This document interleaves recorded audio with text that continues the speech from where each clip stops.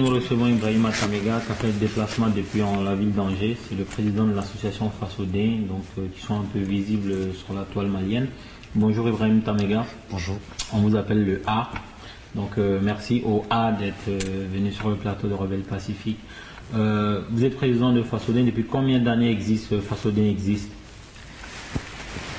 Bonjour et merci à Rebelle Pacifique de m'avoir permis de m'exprimer sur la tribune de votre média. Fasodin existe depuis 2012. C'est un mouvement qui a vu le jour suite aux événements que nous avons connus depuis la rébellion et aussi les coups d'État, des événements majeurs qui ont eu lieu. C'est à partir de là que nous avons jugé nécessaire de mettre en place un mouvement citoyen qui fonctionne en réseau, une dynamique d'association qui existe dans plusieurs villes de France et aussi au Mali. L'idée, c'est de permettre aux citoyens de donner son point de vue, de proposer, de critiquer et de faire tout ce qu'il peut pour aussi apporter sa pierre dans la construction de l'édifice. Et vous êtes combien d'adhérents à ce jour? À ce jour, comme je disais, vu que l'association existe dans plusieurs villes, à Angers, elle existe en association, au Mans en association, à Bamako, à Kita, à Oussouidian dans le cercle de Bafouabé. Donc ça veut dire que si on prend toutes ces dynamiques de bureau, on peut compter entre 100 et 200 personnes de membres qui sont impliqués dans des structures. Mais sinon, je vois que vous avez un groupe de discussion sur les réseaux sociaux et je vois qu'il y a quand même des milliers de gens. Aujourd'hui, il y a combien de gens qui suivent sur la toile le mouvement Fasodin? Écoutez, quand on compte les nombres de membres souvent dans les groupes, ça reste toujours sur les réseaux sociaux, donc il y a une dimension virtuelle quand même. Mais à ce jour, Fasodin est suivi à travers son groupe de discussion par plus de 16 000 membres. Et nous avons aussi des amis ailleurs et nous n'utilisons pas que Facebook pour bien entendu communiquer par rapport au Mali. Très bien. Aujourd'hui, donc, vous dites que le but de Fasodin, c'est de pouvoir militer de façon citoyenne, donc à travers la critique, la proposition. Donc, ça veut dire que vous avez un avis sur un peu sur tout. Aujourd'hui, comment vous voyez la conduite, comment vous voyez le Mali? Je pense que pas seulement les Fasodins, tous les Maliens qui portent ce pays dans le cœur pensent aujourd'hui et le savent bien que notre pays, malheureusement, se porte très mal. Il se porte mal depuis des événements que nous avons connus, comme je disais, depuis 2012. Bien entendu, avant aussi, le Mali allait mal. Et nous pensons qu'il est mal, il va mal. Ce sont aussi des fils de ce pays qui l'ont amené dans cette situation-là. Et bien sûr, on peut dire aussi des ennemis du Mali. Il va mal et nous ne resterons pas sur ce constat-là. Il est question pour nous de nous impliquer, de proposer, comme je disais, pour faire en sorte que les attentes du peuple malien face aux défis à relever aujourd'hui puissent être atteints. Les défis sont énormes, ils sont d'ordre sécuritaire, ils sont aussi d'ordre de l'intégrité territoriale du Mali qui est aujourd'hui remis en cause par des groupes armés, des groupes terroristes ou affiliés à des organisations terroristes, souvent même des fils égarés de la nation qui ont pris des armes contre leur propre pays. Donc le pays va mal, mais ces fils dignes qu'ils sont debout, hommes et femmes, pour faire en sorte que le Mali ne reste pas à terre, qu'il se relève le plus tôt possible. C'est pour ça que nous gardons espoir et nous regardons l'avenir avec une certaine forme d'espoir. On le sait tous aujourd'hui que l'avenir du Mali, vous parlez d'avenir, l'avenir du Mali se joue en ce moment à Alger, et donc à travers des discussions qui se déroulent dans ce pays-là, qui ne fait pas partie du Mali. Et donc l'État central du Mali a envoyé des négociateurs qui doivent discuter avec des représentants de ceux qui ont pris les armes au nord du Mali pour trouver une solution pour l'avenir commun à cet espace géographique. Comment vous voyez ces négociations-là dans le principe et comment vous le voyez se dérouler hors du territoire malien? Nous, notre vision et position par rapport aux groupes armés et aux négociations à Ouagadougou comme à Alger ne souffre d'aucune ambiguïté. Nous avons toujours dit et nous continuons à avancer cette position que la nation malienne n'a pas à se mettre à genoux face à des fils égarés. Des voyous armés qui ne représentent absolument personne, aucun village, aucune communauté, qui ont pris des armes contre nous, et il se trouve que des forces obscures ou étrangères nous obligent à aller discuter avec eux. Quand je regarde la situation au Mali, je suis triste pour l'Afrique. C'est un peu le même dessin. On déstabilise des pays, on crée des groupes, on les monte de toutes pièces, on oblige des nations à négocier avec des groupes armés, souvent pour des objectifs de les diviser, de les déstabiliser. Ce qui se passe au Mali aujourd'hui est l'illustration aussi de la volonté de certains de déstabiliser tout le Sahel et aussi de mettre une forme de mainmise sur ce continent-là. Donc je pense que les accords actuellement, les négociations actuellement en cours, la position des Faso-Déon c'est clair. Nous pensons qu'il faut mettre l'accent sur la légitimité de ceux qui sont là-bas. Qui représente qui vraiment? Nous pensons que les autorités maliennes ont envoyé des représentants qui discutent au nom du Mali. Ils sont en face des groupes armés, malheureusement qui ne représentent personne. Qui nous ont obligés à aller discuter avec eux? Je pense qu'il faut faire très attention de ce qui peut sortir des négociations d'Alger. Il ne faudrait pas répéter la même chose qui s'est passée dans les précédentes années, c'est-à-dire leur accorder une quelconque forme d'autonomie, de fédéralisme, de traitement spécifique des régions nord du Mali par rapport aux autres régions. Nous pensons que c'est absurde. Tout le Mali connaît des problèmes et on n'a pas à prendre des armes pour revendiquer ou en tout cas pour faire savoir des problèmes. Nous sommes tous des fils de ce pays. S'il y a des problèmes, on doit les gérer ensemble, collectivement. Chacun doit amener sa propre contribution pour faire face à ces défis. Ce n'est pas à chaque fois en prenant des armes contre son pays qu'on va se faire entendre. Donc quand je dis que pour nous, il faut faire attention à ce qui va se décider à Alger, comme la troisième phase des négociations vient de reprendre, je pense qu'il ne faudrait en aucune manière, même si les bases sont claires, accorder, et nous mettons en garde tout le monde, accorder une quelconque forme d'autonomie, d'indépendance, de fédéralisme, encore moins de cette notion de flou de décentralisation poussée. Parce que ce qui se passe, il ne va pas avoir de décentralisation poussée au nord du Mali plus que les autres régions. Sikasso contribue à l'agriculture fortement au Mali, il contribue à l'économie. Kaye apporte de l'or et d'autres ressources minières. Mopti est excellent dans la pêche, mais ils ont aussi des problèmes. Kaye a ses problèmes, Sikasso a ses problèmes, Koulikoro, Gao, Tombouctou, toutes les régions du Mali connaissent des difficultés. Je pense qu'il faut un vrai programme de développement de l'ensemble des régions du Mali et un autre volet qui consisterait à gérer des difficultés spécifiques de chaque région.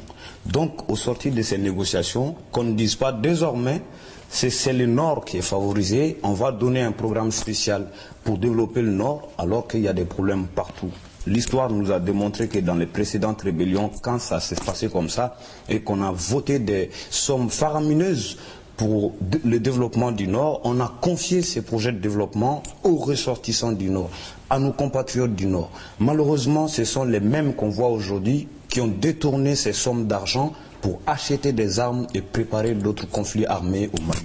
Donc cette fois-ci, nous pensons qu'il faut éviter les mêmes erreurs du passé. Alger, en réalité, tout le monde le sait, si on pose la question aux Maliens, est-ce que vous êtes pour que les autorités maliennes aillent discuter à Alger avec les groupes armés? La majeure partie des Maliens vous diront non. Mais on respecte, pour ne pas dire qu'on est fermé aux négociations, au dialogue.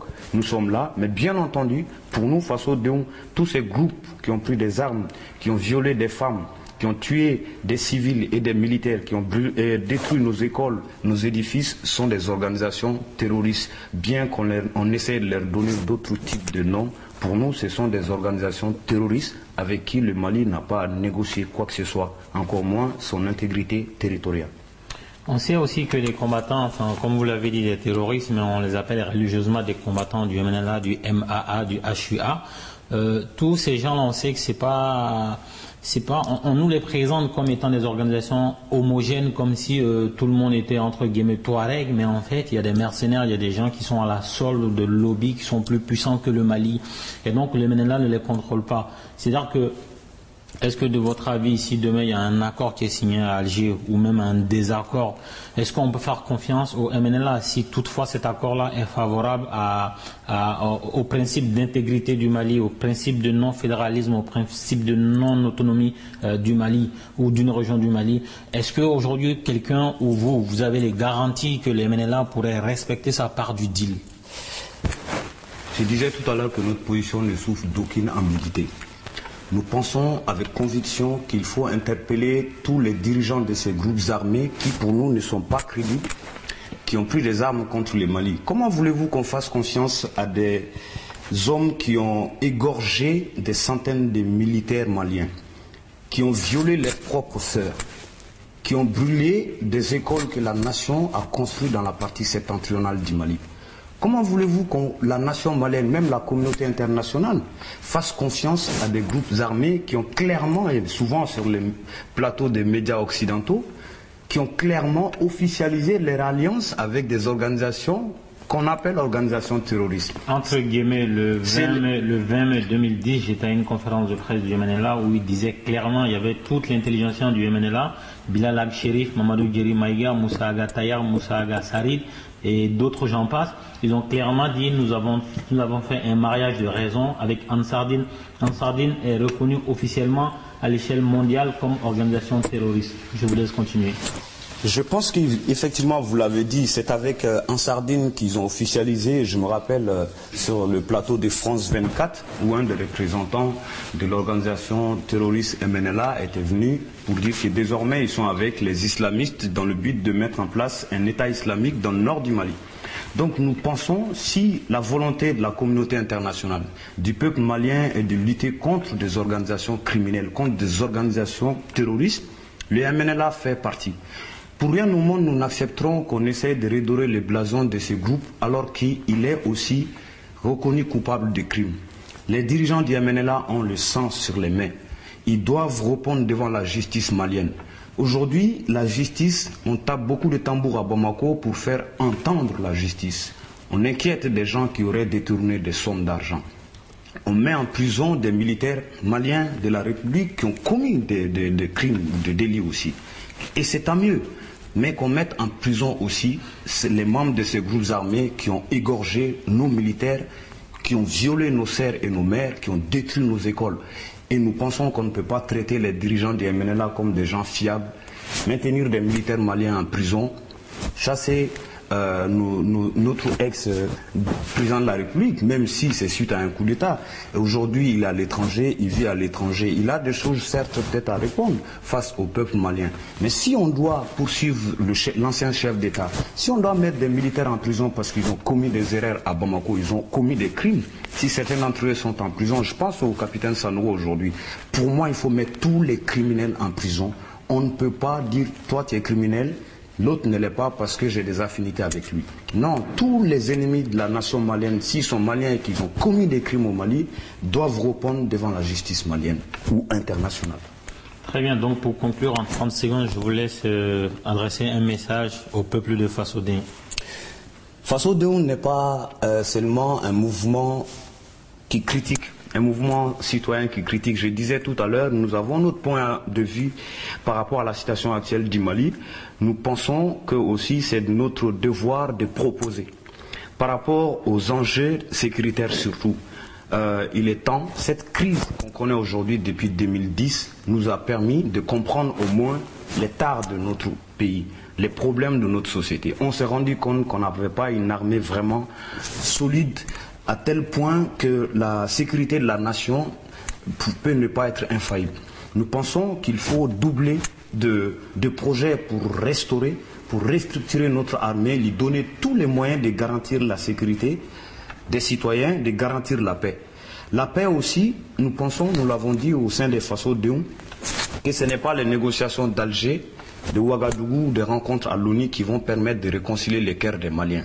Ce sont les Maliens entre eux-mêmes qui vont pouvoir se réconcilier. Pour ça, nous faisons confiance aux griots, les hommes de la médiation sociale, qu'on ne les sous-estime pas, qu'on leur donne les moyens de réconcilier les cœurs des Maliens. C'est leur rôle dans notre société. C'est eux qui peuvent, à travers leur sonorité musicale, nous rappeler notre histoire, d'où on vient. On sait comment réconcilier les Maliens. Donc, les grandes rencontres à Ouagadougou, à Alger, souvent pour nous farfelus, peut-être certes, ce sont des discussions qui vont nous permettre de se comprendre, mais nous pensons qu'il faut innover d'autres techniques. En plus, Faso-Deum, porte des projets actuellement. Nous sommes en train de mobiliser du matériel scolaire et des manuels pour l'école des déficients auditifs de Kitakuru, l'EDAC à Kita. Que j'ai voulu visiter, je suis arrivé jusqu'à la porte avec ma caméra, mais ils étaient en vacances. Voilà, malheureusement. Mais nous pensons prochainement, vous aurez l'occasion avec votre équipe d'aller là-bas. Pour constater l'aide qu'on a, Faso-Deum les aurait apporté. Actuellement, nous avons réussi à collecter plusieurs cartons de manuels scolaires qui sont à Angers.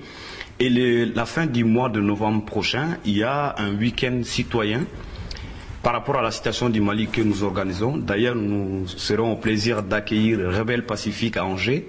L'idée, c'est d'inviter des gens, des personnalités, des conférenciers, des projections ciné-débats sur ce qui se passe actuellement au Mali, donner la parole aux Maliens de la diaspora, aux amis du Mali, pour proposer. Et il y a plusieurs personnalités qui seront invitées. Nous aurons l'occasion de revenir là-dessus ici, si vous le souhaitez, sur Rebelle Pacifique. J'invite en tout cas tous les militants Faso-Deum partout où ils sont, de se mobiliser et de ne pas oublier nos convictions. Le slogan principal des Faso-Deum, c'est savoir différent mais complémentaire. Chacun d'entre nous a sa petite pierre à apporter pour la construction de l'édifice. Le Mali de demain, c'est nous, et nous faisons confiance à la nouvelle génération, qu'elle soit unie et solidaire. C'est un plaisir.